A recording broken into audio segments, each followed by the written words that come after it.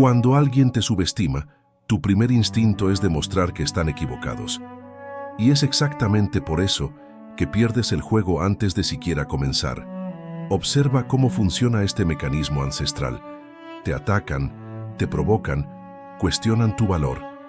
Y tú, como un animal herido, saltas a defenderte. Gritas tus logros, enumeras tus victorias, demuestras tu valía con desesperación. Pero mientras haces esto, ellos ya ganaron. Te convirtieron en su títere, bailando al ritmo de su música, validando sus dudas sobre ti con cada palabra que pronuncias. Hoy te voy a revelar un secreto que los maestros del poder conocen desde hace milenios. Un conocimiento tan peligroso que puede transformar enemigos en instrumentos de su propia destrucción. Pero existe una lección que Maquiavel enseñó sobre poder que lo cambia todo.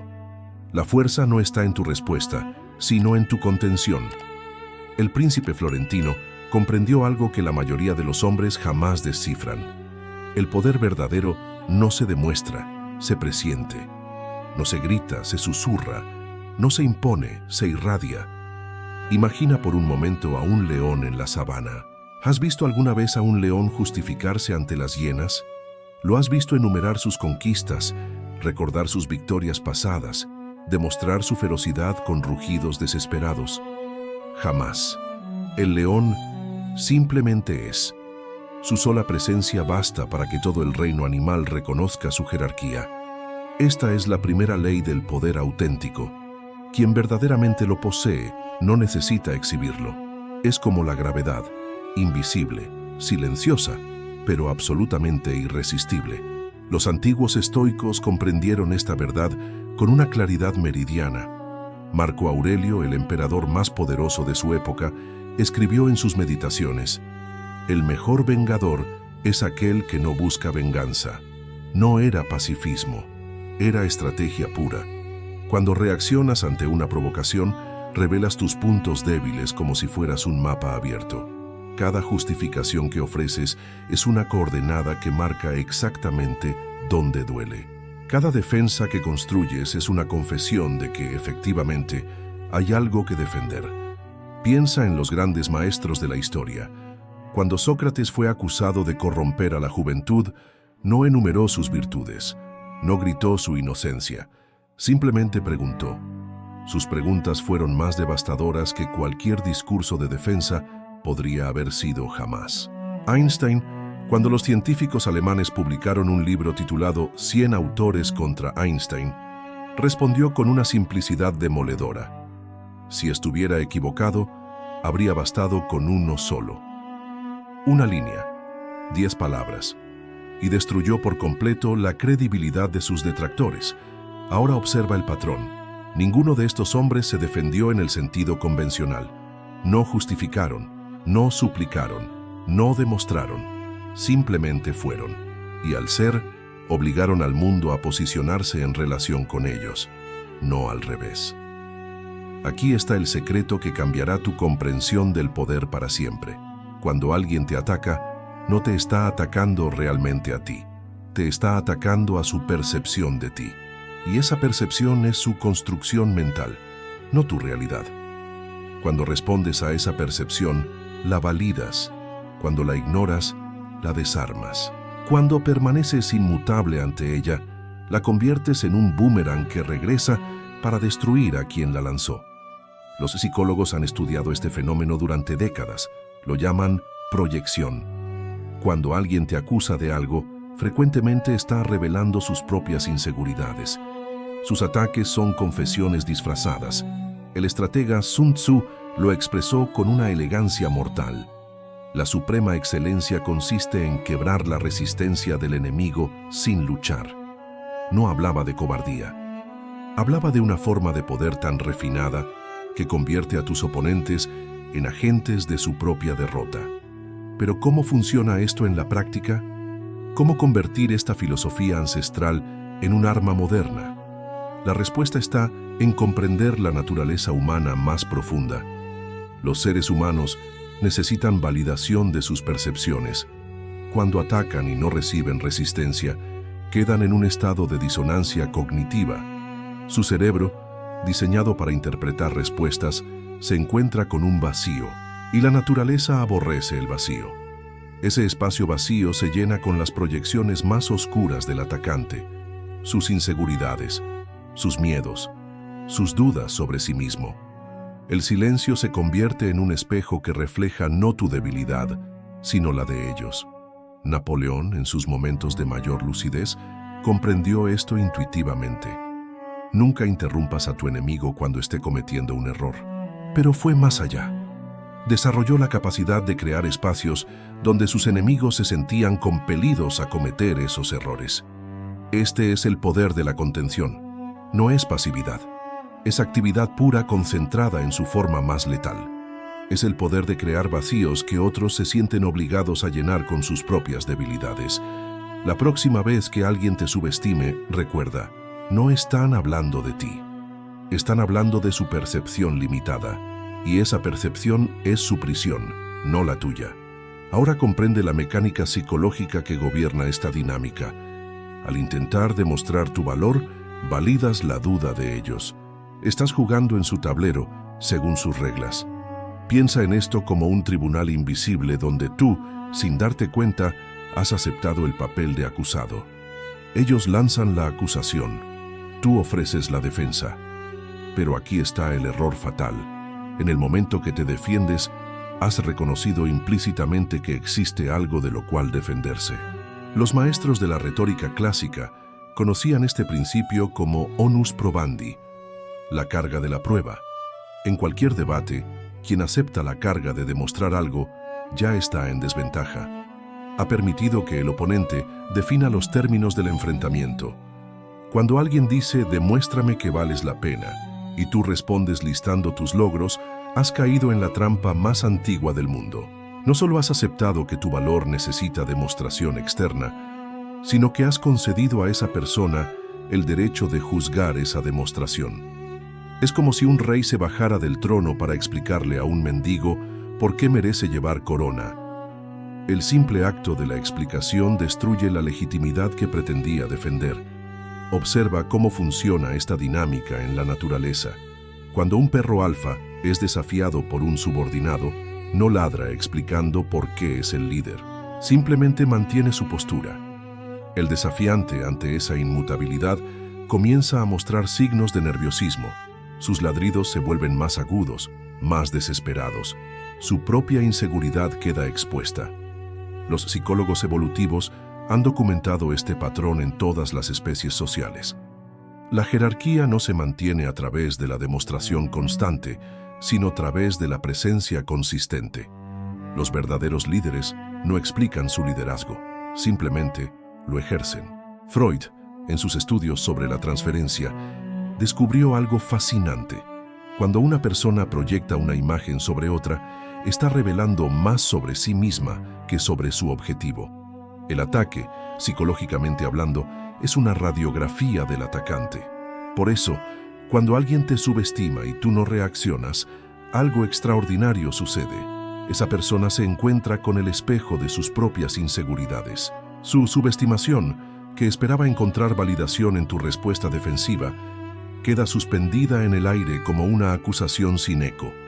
La tensión psicológica se vuelve insoportable para el atacante. El cerebro humano está programado para buscar patrones, respuestas, reacciones. Cuando no las encuentra, entra en un estado de alerta máxima. Comienza a cuestionarse. ¿Por qué no reacciona? ¿Será que realmente tiene algo que yo no veo? ¿Será que mi percepción está equivocada? Este es el momento exacto donde el poder se transfiere. El atacante pasa de la posición de juez a la de investigador ansioso, de acusador seguro a observador inseguro, de depredador a presa de sus propias dudas. Maquiavel documentó este fenómeno en los círculos de poder florentinos. Observó que los príncipes más exitosos eran aquellos que mantenían una distancia estratégica ante las provocaciones, no por debilidad, sino por sabiduría. Sabían que cada respuesta los colocaba en el juego del provocador. La neurociencia moderna confirma esta intuición antigua. Cuando respondemos impulsivamente a una provocación, activamos el sistema límbico. la parte más primitiva de nuestro cerebro, perdemos acceso a las funciones ejecutivas superiores.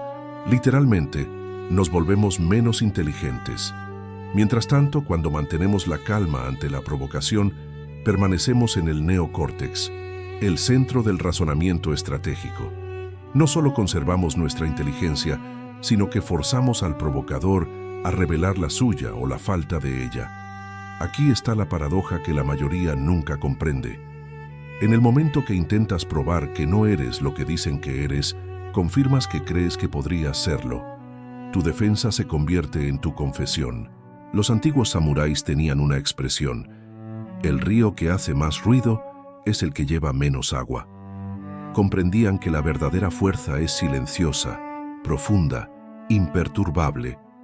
Cuando alguien te ataca verbalmente y tú permaneces sereno, no estás siendo pasivo, estás siendo estratégico. Estás permitiendo que expongan su propia vacuidad mientras tú conservas tu energía, tu dignidad y, más importante, tu poder de elección sobre cuándo y cómo responder. Esta es la diferencia entre reaccionar y actuar. Los débiles reaccionan. Los poderosos actúan cuando ellos deciden hacerlo, no cuando otros los provocan a hacerlo. La próxima vez haz esto, no digas nada. Simplemente sostén la mirada por un segundo más de lo confortable. Deja que el silencio exponga la inseguridad de ellos, no la tuya. Esta técnica milenaria tiene un nombre en la psicología del poder: presencia dominante pasiva. No es agresión, no es sumisión, es algo infinitamente más sofisticado. Es la manifestación física de la seguridad absoluta en uno mismo. Cuando alguien te lance una provocación, una subestimación, un insulto disfrazado de pregunta, tu respuesta debe ser arquitectónicamente perfecta. Primero, el silencio. No un silencio nervioso, sino un silencio que dice: estoy procesando si esto merece mi atención. 2-3 segundos. Una eternidad en términos psicológicos. Durante esos segundos, algo fascinante ocurre en el cerebro del provocador. Su sistema nervioso, programado para esperar una respuesta inmediata, entra en estado de alerta. Comienza a interpretar tu silencio. ¿Es desprecio? ¿Es superioridad? ¿Es que realmente no valgo la pena de una respuesta? Luego viene la mirada. No una mirada desafiante que grita: ven y pelea. No una mirada esquiva que susurra: tengo miedo.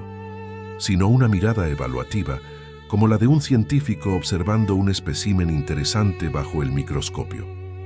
Los estudios de proxémica han demostrado que el contacto visual sostenido activa regiones primitivas del cerebro relacionadas con la dominancia social.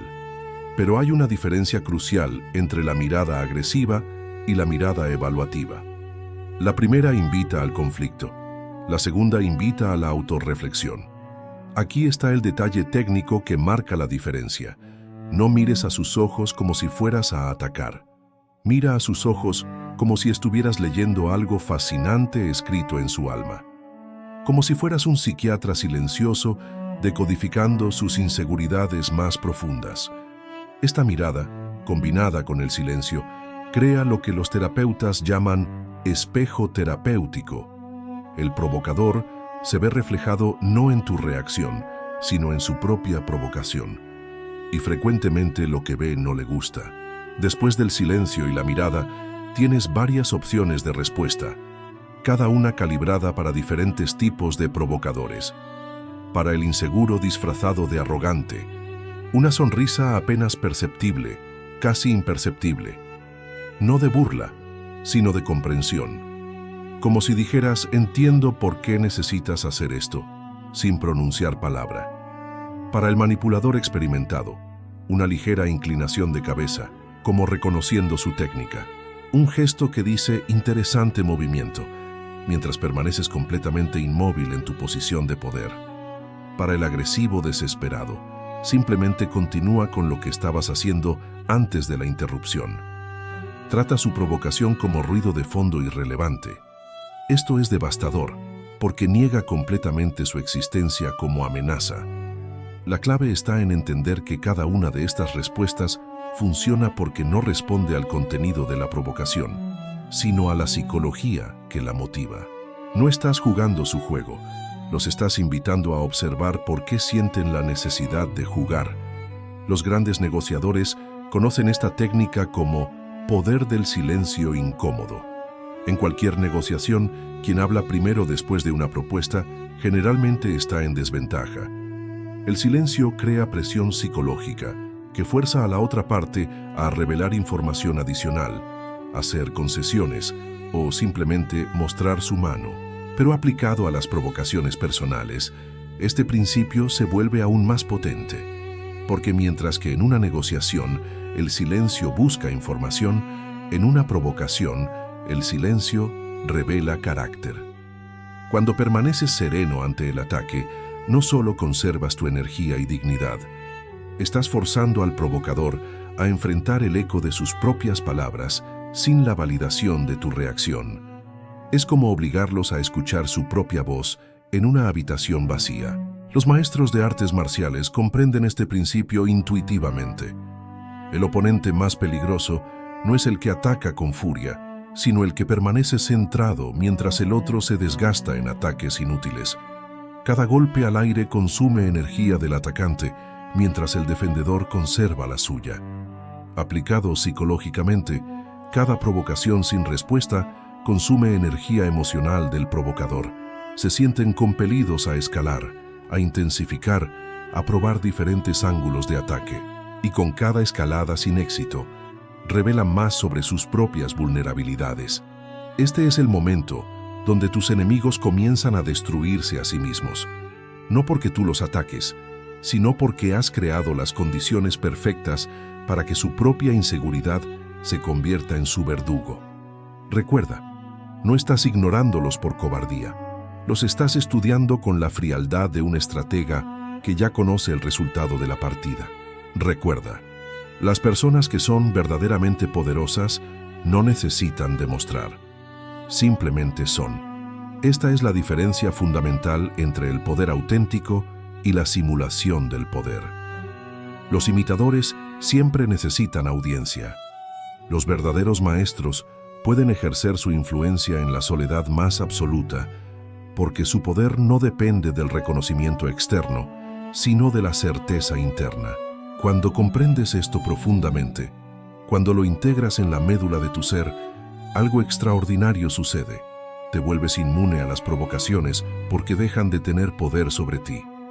No porque te hayas vuelto insensible, sino porque has trascendido la necesidad de validación externa. Los antiguos filósofos estoicos desarrollaron esta comprensión hasta convertirla en arte. Epicteto, quien fue esclavo antes de convertirse en uno de los pensadores más influyentes de la historia, enseñaba que nadie puede herirte sin tu consentimiento. No hablaba de daño físico, sino de algo más profundo, el daño a tu paz interior, a tu equilibrio, a tu poder personal. Cuando alguien te provoca y tú no reaccionas, estás demostrando que has alcanzado algo que la mayoría de las personas jamás conquistará: la soberanía sobre tu propio estado emocional. No permites que otros dicten cómo te sientes, cuándo te sientes así, o durante cuánto tiempo.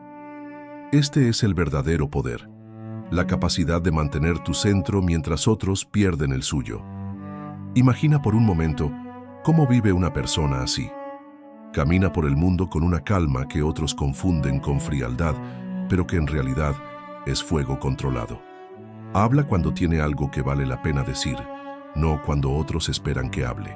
Actúa cuando la acción es estratégicamente correcta, no cuando la presión social la demanda. Sus enemigos, acostumbrados a provocar reacciones predecibles, se encuentran con algo que no saben cómo manejar, alguien que no juega según sus reglas. Y cuando no pueden predecir tu comportamiento, pierden la capacidad de manipularte. Aquí está la ironía más deliciosa de esta dinámica.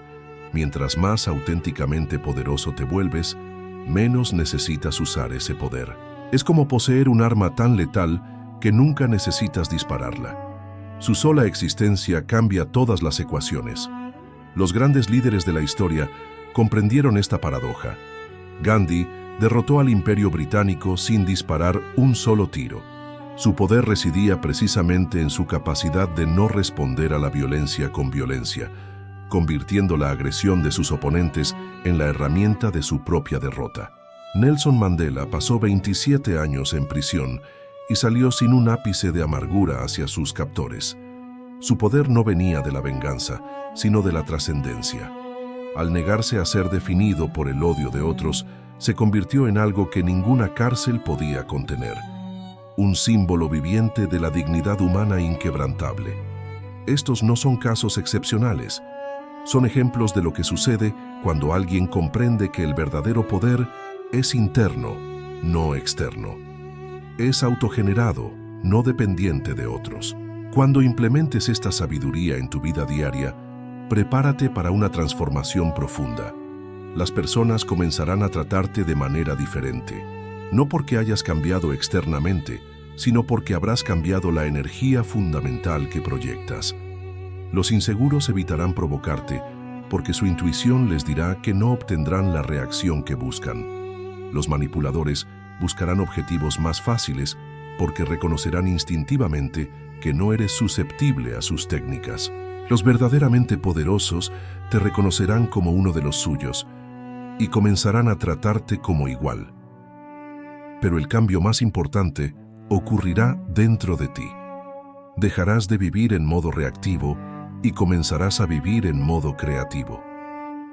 En lugar de responder constantemente a las iniciativas de otros, comenzarás a tomar tus propias iniciativas. En lugar de defender tu territorio, comenzarás a expandirlo. Esta transformación no es instantánea, es un proceso de alquimia personal que requiere práctica consciente y paciencia. Cada vez que eliges no reaccionar ante una provocación, estás fortaleciendo un músculo psicológico. Cada vez que mantienes tu centro ante la presión externa, estás construyendo una fortaleza interior.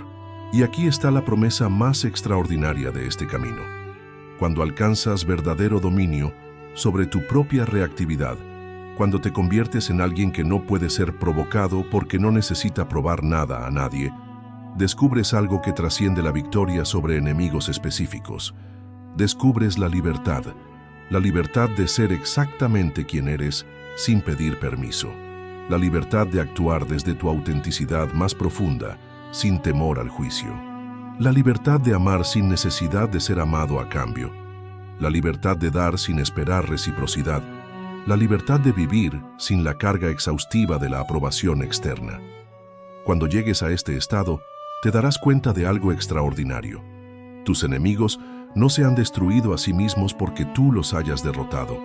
Se han destruido a sí mismos porque finalmente han encontrado en ti algo que no pueden conquistar, manipular o quebrar. Y esa cosa inconquistable eres tú mismo, en tu estado más puro, más auténtico, más poderoso.